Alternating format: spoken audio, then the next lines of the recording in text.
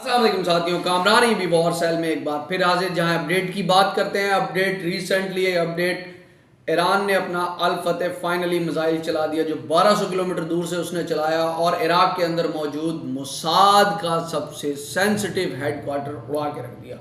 और ये हेडक्वार्टर उस वक्त उड़ाया जिस वक्त उनकी मीटिंग फ्रंटमैन्स की चल रही थी, और ये बड़ी खुफिया मीटिंग थी। और खुफिया मीटिंग के अलावा भी जो मोसाद का हेड ऑफिस होता है उसके ऊपर तो वैसे ही बहुत सर्विलेंस होती है। मज़े की बात यह है कि ईरान ने ये बात दावा किया था कि जिस दिन हम अपनी ताकत दिखाना शुरू करेंगे तो आप सरप्राइज रह जाएंगे। सरप्राइजिंग बात यह है कि 1200 किलोमीटर दूर से चलने वाला मिसाइल आया, आने के बाद उसने हेडक्वार्टर को हिट किया। वो किसी के रिडार में नहीं आया। इनके बरतानिया का डिस्ट्रॉयर वहाँ मौजूद थे, उसके नज़दीक, उसके रिडार में नहीं आया। अमेरिकन एंटी एयरक्राफ्ट रिडार्स में नहीं आया, डिफेंसिव सिस्टम में नहीं आया। आयरन डॉम ने उसको डिटेक्ट नहीं किया। और जो इन्होंने बलून लास्ट टाइम जो लॉन्च किया उसमें भी नहीं आया। वो किसी टेक्नोलॉजी में भी नहीं आया। वो खुद ये एक बहुत बड़ी जो है अलार्मिंग सिचुएशन है अमेरिका के लिए भी, उसके इत्तेहादियों के लिए, और स्पेशली अगर आप कहते हैं इसराइल के लिए। इसराइल क्योंकि मोसाद एक इंटेलिजेंस एजेंसी की जहाँ तक बात करें ये दुनिया में नंबर 1 कहलाती है।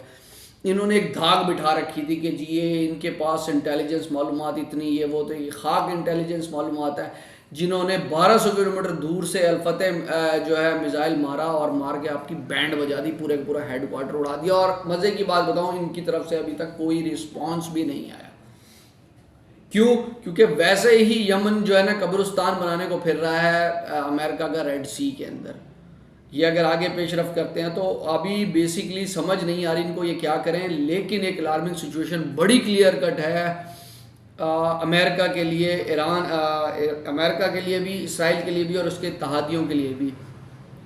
जब चाहेगा, ईरान ने कहा था, ईरान पे इन्होंने हमला किया, ईरान ने कहा हम बदला ज़रूर लेंगे, और ईरानी कौम ने अपना वादा पूरा किया। अब सिर्फ एक चीज़ याद रखिएगा, ईरान के पास जो फतेह मिसाइल 2 है वो 17 गुना आवाज़ की रफ्तार से भी तेज़ चलता है। और जो ये इन्होंने मारा 1200 किलोमीटर दूर से, एग्जैक्ट इनको पता था किस जगह किस रेंज में क्या मारना है।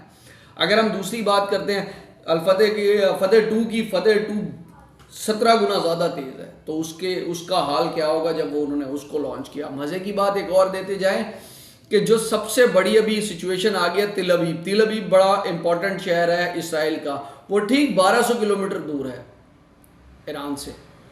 तो सोचें कि अगर वो लाजमी सी बात है वो वहाँ भी हमला ज़रूर करेंगे।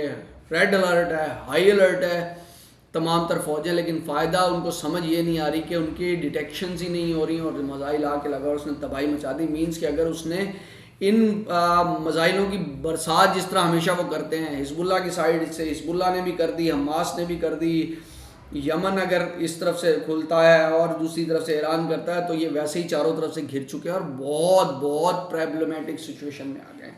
अभी भी चाहिए कि इनको होश के नाखून ले लें। नेतन्याहू होश के नाखून लेने को तैयार नहीं है, जो खुद भी मरेगा, और वो पूरी खित्ते को जंग में धकेल रहा है। आज भी अगर ये नहीं जाते, जो ये जाने के मूड में नहीं है कि ये इस जंग को ख़त्म करे, तो अगर ये काम नहीं करते तो ये पूरे खित्ते में जंग फैलने जा रही है। क्योंकि सिर्फ ये जंग शुरू हुई थी इसराइल और हमास के दरमियान गज़ा के अंदर छोटी सी पट्टी में, फिर ये जंग निकल के लेबनान भी पहुंची, ये उसके बाद यमन पहुंची, यमन से ईरान पहुंच गई। अब डेफिनेट सी बात है ईरान को के बैक साइड पे रूस है, और चाइना ने उसको हमेशा से डिफेंस के मामले में अपडेट किया। 450 अरब डॉलर की इन्वेस्टमेंट की है चाइना ने ईरान के अंदर। तो वो बहुत ज़बरदस्त इनका फ्रंट मैन है रिगार्डिंग, अगर अगेंस्ट बात करते हैं अमेरिका की कुर्सी तो बची ही नहीं है। अब वो चाहे कितना भी कह ले वो सुपर पावर है, वो सुपर पावर नहीं है। और अमेरिका को मरवाने वाला सबसे बड़ा इसराइल है। नेतन्याहू नहीं मान रहा। बहरहाल कहते हैं जागो राखे साइयाँ, मार सके ना कोई। जब आपके अंदर ईमान की ताकत होती तो अल्लाह ताला भी आपकी नुसरत फरमाता है। 313 मुजाहिदीन बदर के याद रखिएगा, जिन्हें मुट्ठी भर मुजाहिदीन ने लाखों लोगों की बैंड बजा के रख दी थी। अपना रखिएगा बहुत सारा ख्याल। वीडियो पसंद आई हो तो लाइक करें, शेयर करें, कमेंट सेक्शन में अपनी राय का इजहार ज़रूर कीजिएगा। मुझे दीजिए इजाज़त, अपना रखिएगा बहुत सारा ख्याल। अल्लाह हाफिज़।